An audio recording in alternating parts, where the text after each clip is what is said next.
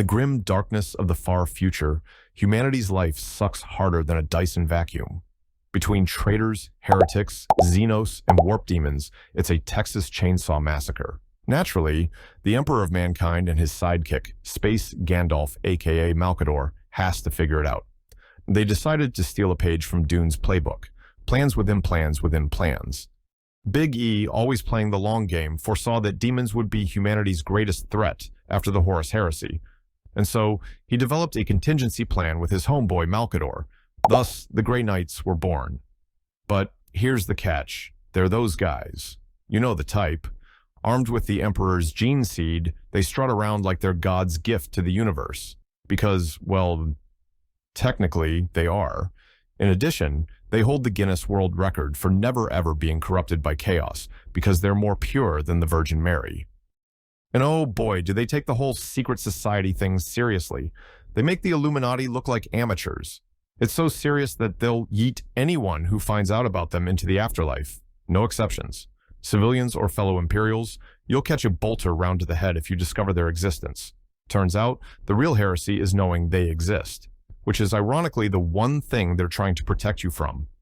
On top of that, their real weapon isn't even in their secrecy, incorruptibility, or psychic abilities. The Grey Knights are in possession of a weapon that could make COVID look like sniffles. Unfortunately, the origin story of the Grey Knights is classified, but here's the tea we can spill. During the Horus Heresy, the Emperor told Malcador to round up a squad of extra special space marines.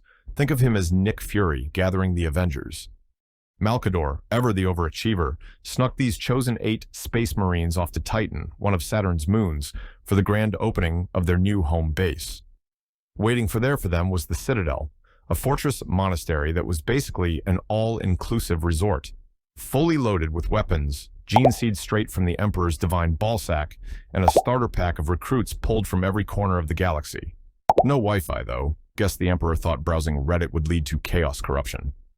This shiny new resort wasn't just for chilling. It was the training ground for humanity's ultimate anti-demon task force for the next few thousand years. Eventually, Malcador had to dip because the galaxy was imploding, and Big E was busy prepping for his final showdown with Horus. Before he left, though, he gathered the bros around for one last pep talk. He handed the metaphorical keys to Janus, the frat bro he trusted the most. Thus, Janus became the first supreme Grand Master of the Grey Knights, tasked with carrying on Malcador's legacy of demon smashing and secret keeping. But Malcador wasn't about to leave without pulling one last magical stunt. In a final flex, Malcador screamed, "You shall not pass!" and cast a spell to hide Titan from both Horus and Chaos. The crazy part is, he hid them away in the place you would least expect it. This mad lad hid Titan in the warp itself. Now, the warp, being the galaxy's chaotic dumpster fire of nonsense, had its own ideas about time. It moved faster than Usain Bolt. By the time Titan reappeared in real space, the Horus Heresy was over, and their progenitor was a skeleton on the Golden Throne. The dust had finally settled, and Janus, along with the OG Grey Knights founding squad, were, well, probably space dust themselves. But out of this time-warped magic trick popped a brand new chapter, fully loaded with 1,000 fresh-faced battle brothers. Meanwhile, the galaxy was neck-deep in the second founding, with the newly minted Inquisition running the show. And surprise, surprise, the same lords Malcador handpicked back in the day decided to secretly slide the Grey Knights into the lineup. And they gave them the very subtle designation of Chapter 666. Unlike the rest of the new chapters, the Grey Knights didn't just run the usual Space Marine play. Nope, they were assigned directly under the Inquisition's wing, officially becoming the chamber militant of the Ordo Malleus. Their only job was to smack down anything that was even slightly demonic. And man, was it a thankless job. These dudes died in droves, got buried on Titan, and nobody even lit a candle for them. It's like if Jeff Bezos didn't know the name of the guy selling 90% of the Prime memberships. Absolute corporate-level ingratitude.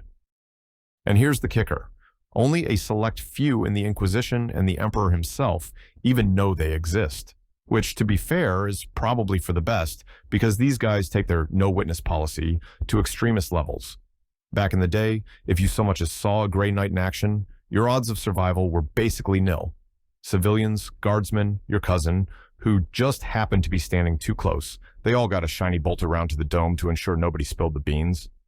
But if you were a useful member of society, such as another space marine, the Inquisition might decide to spare you from becoming a corpse. Instead, they'd whip out the Men in Black neuralizer, zap your brain to wipe your memory, and send you on your way.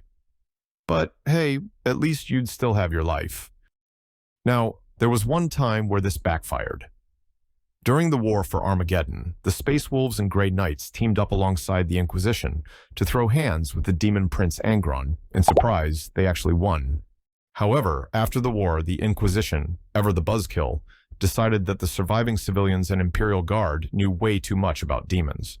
Also, chaos corruption might have been lingering, so naturally, the only logical solution was to hunt down the surviving Imperial soldiers like it was the Hunger Games, sterilize civilians, and straight up destroy entire human worlds. Somewhere in the warp, Angron was probably cackling. Anyway, the Space Wolves being honorable were like, hell nah, we didn't sign up for this Hitler shit.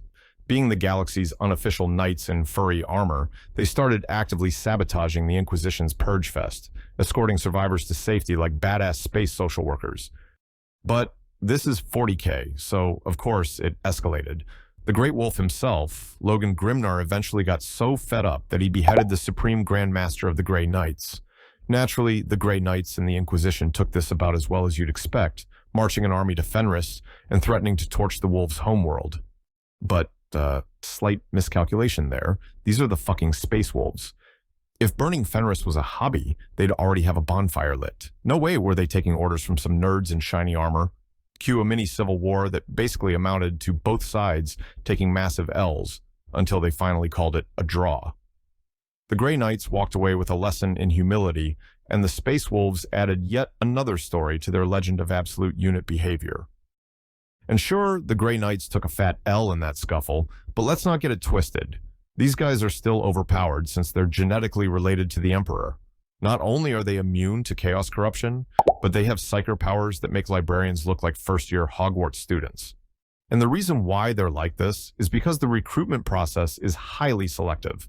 So getting into the Grey Knights isn't just hard, it's next-level masochism.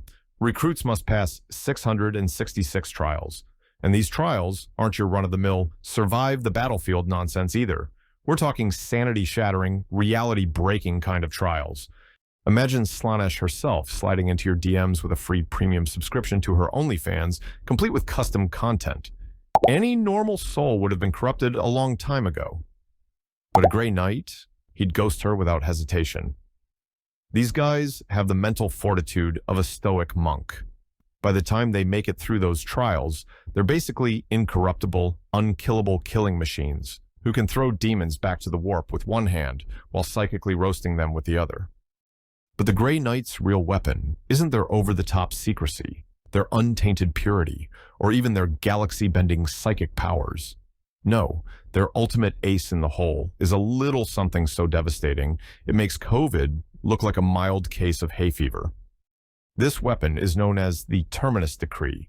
Written on some ancient paper, it's sealed so deep within Titan that even the cleaning servitors have no idea it's there. Only the Supreme Grand Master knows of its existence, and the rule is simple. Don't even think about opening it unless humanity is 2 minutes from being fully erased from existence. The Terminus Decree is a biological weapon so horrifying, it makes Nurgle's best plagues look like kindergarten science fair project. Dreamed up by the mad scientist, Basilio Foe, this virus is basically a death sentence that reads your DNA, decides you're the correct target, and then insta-melts you.